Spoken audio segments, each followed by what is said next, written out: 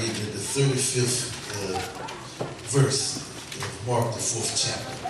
You guys already know the word proclaims us. Let's see it in Mark, the 4th chapter, beginning with the 35th verse. And it says, "And the same day when the even was come, he saith unto them, Let us pass over unto the other side. And when they had sent away the multitude, they took him even as he was in the ship. And there were also with him other little ships.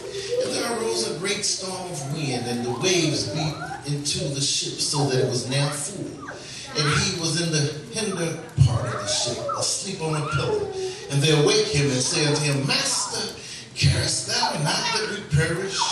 And he arose and rebuked the wind and said unto the sea, Peace, be still. And the wind ceased, and there was a great calm. And he said unto them, Why are you so fearful? How is it that ye have no faith? And they feared exceedingly, and said one to another, What manner of man is this, that even the wind and the sea obey him? And so we want to just use your theme. What manner of man is this?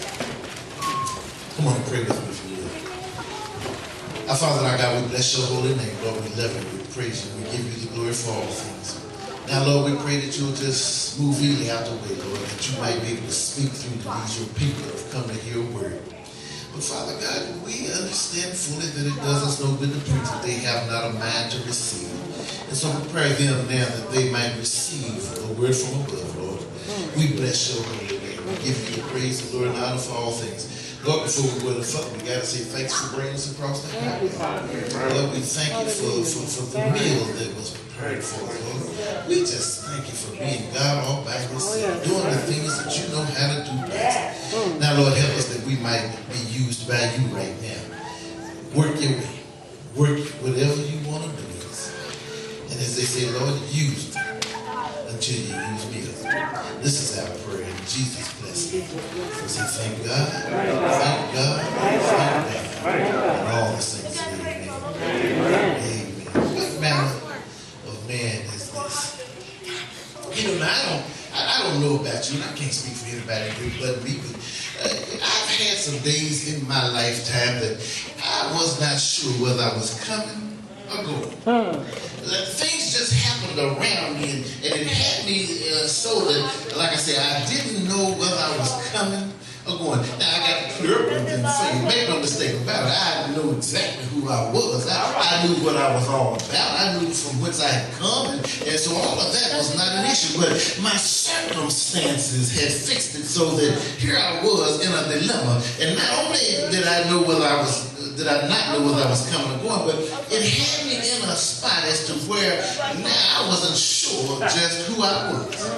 I wasn't sure just what I could do in life. And so I just pray that if you've been there, that you didn't stay there very long. Because you see, what got me over that was when I came to realize that I serve a God that can do anything with faith. And if I just trust him, he's going to make everything be all right. Well, some of you look at me strange, like, I don't know what you're talking about. I've never been there.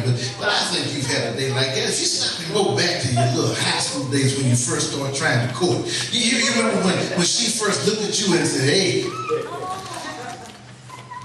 call. If you were anything like me, you probably lost your mind, and if you didn't, you better act like you did anyhow. If she the same one that you was talking to back then. Some of you ladies, you know that you sat around waiting all night long until the phone rang when he finally did call. You knew he was a rascal when he called, but that didn't have nothing to do with it. You still wanted to hear from him. So when he called, you just lit up and got the grin, and like we say, you didn't know whether you were coming. Amen. Whatever he said it was going to work for you, you were just glad that he made the phone call. And because of the circumstances around you, like I said, you weren't sure what you were going to do next. If he asked you out, were you going to say yeah? If he said, look here, this is the last call I'm going to make, you would probably said, okay. But you just didn't know what you were going to do because you were so turned upside down. Love will do you like that. Love will do you like that. I take it, like I said, tomorrow will be 41 years. And I remember and we dated for 8 years before we got married. So we're pushing 50 years here, you know. And even back then, I remember the first day I saw her, I had to work real hard.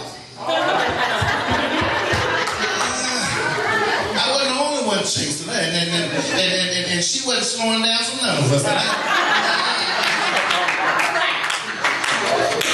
So with an awful lot of effort, I bless God that He's taking good care of me and He made it work to my good. That's what He promises over in Romans 8, that I will make all things work for your good, for those that love the Lord and are called according to His purposes. And so I can see now through the years that she's worked with us in the music department and all that this was a marriage made in heaven. But what I'm talking about is way back then in the 9th grade when she first said, okay. 9th grade. Lord, you can remember that when you was in the 9th grade. Well, but even then, I still didn't quite know how to do what I needed to do because I didn't want to mess this thing up and cause her to say, "Oh, don't call me no more." So sometimes when you're going through some stuff, you have to learn early on that the best thing to do is to ask somebody that knows what's going on.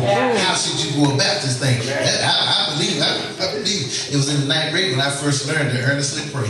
Lord, don't let her walk away from me.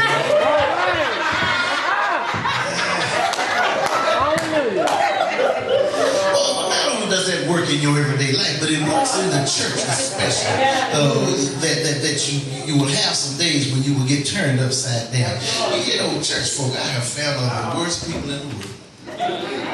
I spent some 28 years in the military, and during that time as a command sergeant, you know, they really don't have any authority other than what the commander gives them and all that. And so getting folk to do what you say, you got to be stern, and you got to let everybody know I work for him, and he has authorized me to do what I need to do and all this. But even then, they really may or may not pay much attention. It's kind of like that being a pastor.